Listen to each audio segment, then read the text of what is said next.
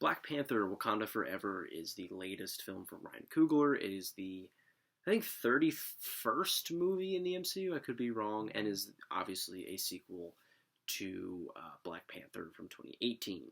Now, that was a very culturally important movie. Obviously, it did a lot of really great things for, um, you know, Black Americans having a voice in cinema and having representation. It really broke down the door in a lot of ways, which is really great. I think that's really cool. And going back to that movie, it's still very solid and still is a really good origin story for a superhero movie. But I don't know. I don't necessarily maybe love it as much as I did when I first saw it. It kind of sits in the middle of the MCU ranking for me, and the more I think about it, the more I'm not a huge fan of it from a movie standpoint. Love what it did, like culturally and stuff like that. From a movie standpoint, it's a little, it's good. It's just good. It's not like phenomenal. And this movie, I had a lot of expectations going into it just because of how great that trailer was. I think whoever made that trailer deserves a raise because that was a phenomenal trailer. And just with the whole discourse of people hating superhero movies now, the superhero burnout really got hit hard, especially with Black Adam just coming out, and that movie being complete dog shit. Is not helping anything's case. So, I don't know, a lot of people are really getting burnt out on the DCEU and the MCU and the whole drama with both of them, and Thor: Love and Thunder coming out and people hating that. I don't know. A lot of people are getting superhero burnout, and a lot of people were kind of putting their expectations sky high for Wakanda Forever just to like save that, reinvigorate superhero movies. So yeah, did this movie live up to that hype? I think so. It didn't save superhero movies or anything like that. It wasn't, the greatest movie I've ever seen, but Wakanda Forever really was something special, and I really enjoyed my time with it.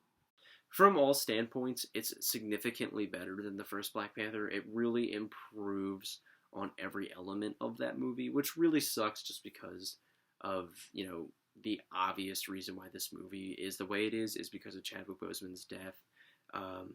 Very much rest in peace to him. That is very tragic. And I do think that they handled his death in the universe and in real life pretty well.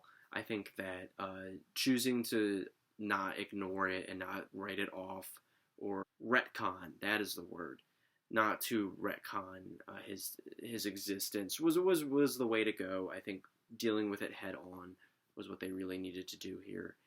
And I really like the heavy themes of this movie of death and how that can affect certain people, and how this is a very personal movie but also has such a wide scale, and how, when powerful people go through grieving and, loss of family member, they can take it out on millions of others, and how pointless war is. There's just a lot of really cool themes going on here, and it's a very heavy movie.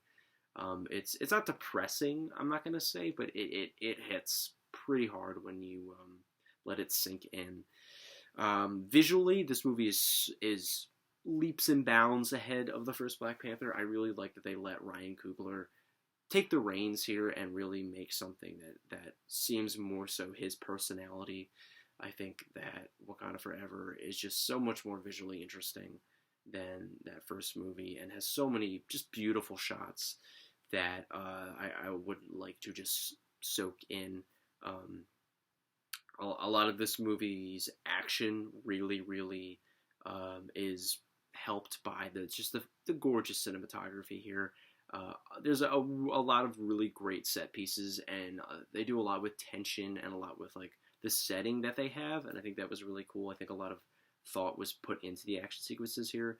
I thought all the acting was really, really great. It felt more on point, and it felt like the characters, were a little more lived in, obviously. I think making Shuri making her the main focal point of the movie and placing her in the driver's seat was a really, really great idea. She has a lot of really awesome, slower moments and more emotional beats with a lot of the characters, and they really, really worked for me. There's one cameo from a character from the first movie that you don't really expect that worked really, really well. I don't know. A lot of this movie is just the first Black Panther movie, but firing on more cylinders, having more personality, going outside the box a little more, doing more with what the story they're given. I thought the villain was better this time around. I thought that the action sequences were much better. Visually, it was great. It tells a really important story and one that feels a lot more adult for the MCU. It feels like it is going above and beyond some more sillier superhero stuff, which I think is really great. I think it's bringing up themes in a way that isn't kind of muddled or brought down by the MCU isms. Yeah, this is one of the more not mature movies for the MCU, not like in content, but in themes and its writing. And that it's kind of brought down by that too in some places, because this movie is very overstuffed. It's almost 3 hours long, and it did not need to be at all. There are a lot of whole plot points that could have been cut out of this movie. There is a younger Gen Z character that she kind of feels out of place and a little pointless. Like, I get why she's there, but she doesn't really do anything. And there's an entire subplot with the CIA agent that is just useless. It should have just been cut from the movie. It was complete filler, and took you out of certain aspects of the movie. There's a specific scene where there's a really slow moment that really hits you hard and is a home run for this movie in general. And then they cut to the CIA agent and what he's doing, and it's just, why is this here? Why am I watching this? Please just go back to the more interesting stuff. Every time he's on screen, in my head, I was going, please go back to the interesting stuff. I don't care about this. And there is a decent amount of MCU isms in this movie. They can rely on the cliches in the writing a little bit too much.